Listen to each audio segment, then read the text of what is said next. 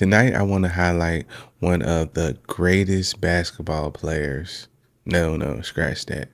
The greatest basketball players. Tips on success. And I'm talking about Michael Jordan. And be sure to subscribe to my boy, Evan Carmichael. Let's take a look at this video together. He's an athlete, actor, and entrepreneur. He's considered to be one of the greatest, if not the single greatest, basketball player of all time. He's worth over $1 billion, and his brand grosses over $2.25 billion every year. He's Michael Jordan, and here are his top 10 rules for success. Every day, the first person there before the sun would be Jordan. And he was there because he wasn't good.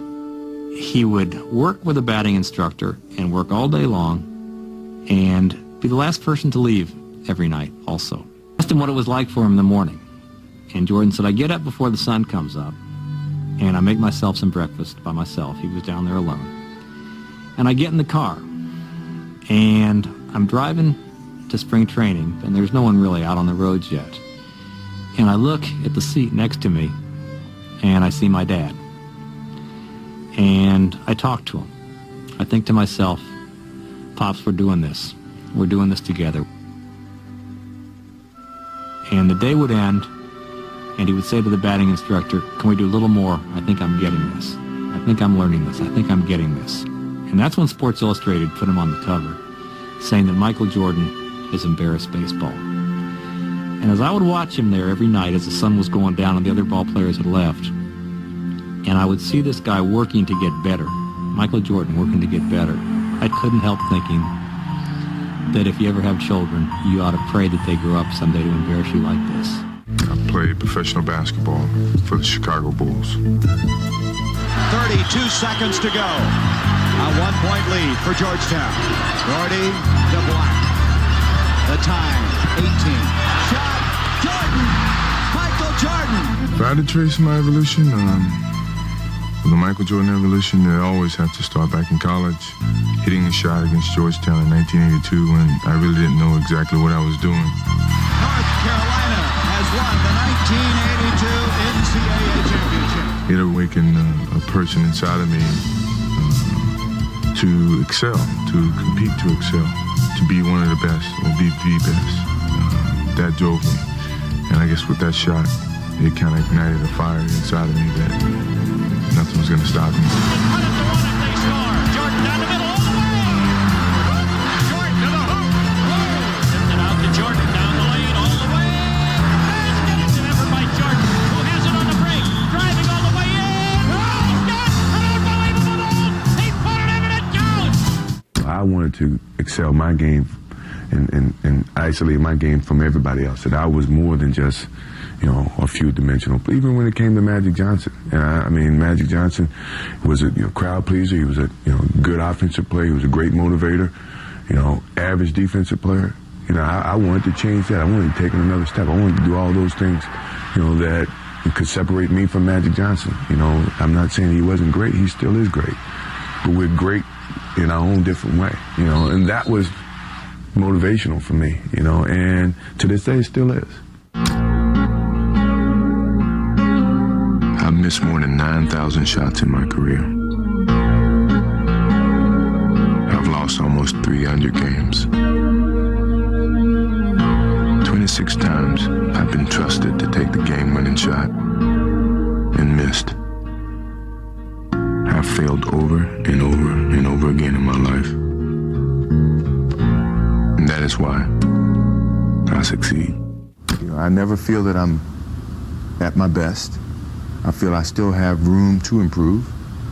I still set goals for myself to strive for. I'm never complacent with what I've achieved. Even though it's been very successful for me, I still feel I have a lot to prove, not just as a player, but as a person, as a father, to some extent, as a role model in all aspects. So I'm never really too complacent with myself or with what I've achieved. When I get to a point where I feel I can improve as a player, I walk away from the game. I still feel that I have a plateau that, I hadn't reached yet in terms of my skills or my expectations of myself. I'm always going to expect myself to do, certain things or surpass certain things. As long as I believe that, then, my road to success is going to continue to expand. All right, guys, I want to pause it right here to point out some of these awesome rules to success by Michael Jordan. Keep working hard. It showed clips of when he went to baseball, how hard he was working. Even though he wasn't as good as the other players, he kept working hard. He was the first person there for practice and the last person to leave every night. That's hard work. And he also has the same type of mentality when it comes to basketball. Reminds me of Kobe, right? And then, of course, Ignite the Fire, he had a burning desire to be the best. When you have that type of desire and you really add fuel to that fire, you can be unstoppable, as Michael Jordan.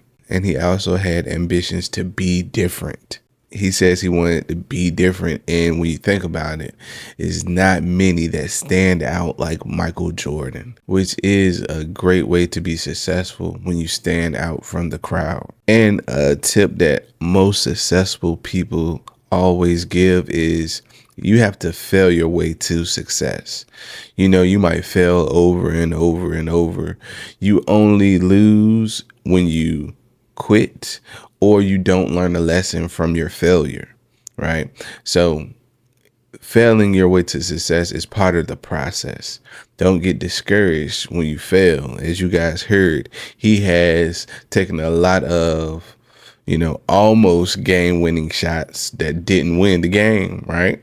And he's continued to still put up points, show up every day, because you have to fail your way to success. Every failure is a lesson learned if you take the time to analyze the lesson you've been given. And the last one he said was set high expectations. So they often say shoot for the stars. And if you land somewhere in the sky, that's still a win. You always have to shoot for the stars. So you have to set high expectations on whatever it is you're trying to do. And that is one of his keys to success that he used. Let's get back to this awesome video. Sports is a tool that teaches, and it teaches you bad things. It can also teach you good things. It's how you perceive those things. I've looked at every experience that I've had, negative and positive, and taken that as a positive. If I wouldn't change anything because I think it would alter some of the other things that happened. So when I look back, I can't say that I've had any bad things happen. Sure, you don't want bad things to happen, but you deal with bad things. You can't have good or without bad. It's not about the shoes.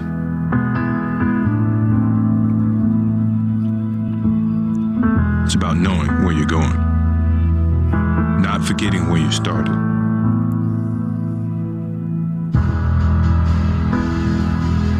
It's about having the courage to fail, not breaking when you're broken, taking everything you've been given and making something better. It's about work before glory and what's inside of you is doing what they say you can't. It's not about the shoes. It's about what you do in them. It's about being who you were born to be. We are old, and sure, we're tired. It's been a long season, but mentally, we have a vision. We have a finish that we have to attain. And sometimes you have to do it when you're old and you're tired. And I think it's the test of your will to succeed when you have to deal with some of these negatives. And I'm pretty sure by the end of this playoffs, you'll see the old and the tired people were very, very young and strong mentally. Maybe it's my fault. Maybe I led you to believe it was easy when it wasn't. Maybe I made you think my highlights started at the free throw line and not in the gym. Maybe I made you think that every shot I took was a game winner. That my game was built on flash and not fire. Maybe it's my fault that you didn't see that failure gave me strength, that my pain was my motivation. Maybe I led you to believe that basketball was a God-given gift and not something I worked for every single day of my life. Maybe I destroyed the game. Or maybe you're just making excuses. The Bulls can win it right here. The Bulls can win it. Unbelievable. 13 seconds left. Jordan left side. I practice as if I'm playing a game. So when the moment comes in the game, it's not new to me. That's the beauty of the game of basketball. That's the reason why you practice. That's the effort. So when you get to that moment, you don't have to think. Instinctively, things happen. Jordan a drive. Hangs, fires, scores! The Bulls lead 87-86. Michael Jordan with 45 points. You know, I think it was a very defining moment of what my career was in Chicago. The Chicago Bulls have won their 6th NBA championship.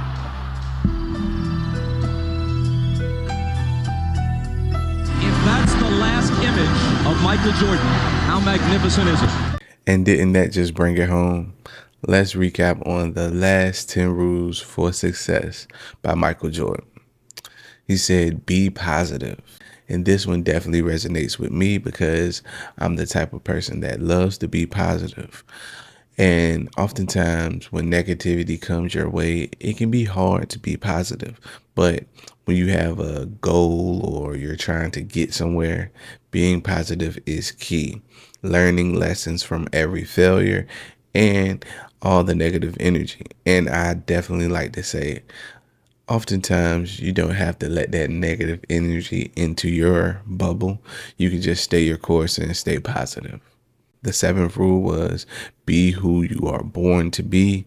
So we all have destinies. We have to live in our purpose. And Mike was living in his purpose, so that's why he was successful. So it's definitely important to be who you are called to be and your authentic self.